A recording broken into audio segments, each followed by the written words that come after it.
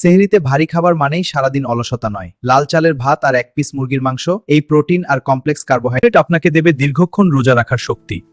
মিষ্টি কিছু দিয়ে সেহরি শেষ করতে চান, এক গ্লাস দুধের সাথে কয়েকটা খেজুর আর একটা কলা খেয়ে নিন। প্রাকৃতিক এই শক্তি আপনাকে সারাদিন ক্লান্ত হতে দেবে না। তৃষ্ণা মেটাতে পানির কোনো বিকল্প নেই, তবে সাথে যদি থাকে কয়েক টুকরো শসা বা তরমুজ, তবে শরীরের পানি শূন্যতা দূর হবে নিমিষেই। সতেজ থাকুন ইফতার পর্যন্ত।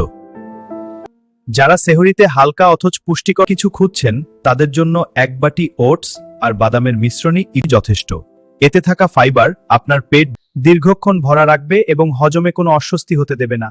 স্বাস্থ্যকর সেহরি, প্রশান্তির রোজা। পেট ঠান্ডা রাখতে টক দইয়ের জুড়ি নেই, আর সাথে একটি সেদ্ধ ডিম আপনার শরীরের প্রোটিনের চাহিদা পূরণ করবে একদম ঠিকঠাকভাবে। সেহরির একদম শেষ মুহূর্তে এক গ্লাস লেবুর শরবত বা পুদিনা পানি হতে পারে আপনার সেরা সঙ্গী।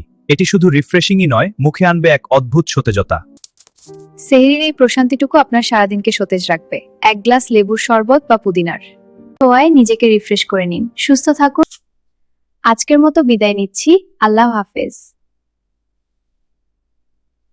প্রতিদিন এমন আরো দরকারি টিপস পেতে আমাদের আজকের টিপস পেজটি ফলো করে রাখুন। ধন্যবাদ।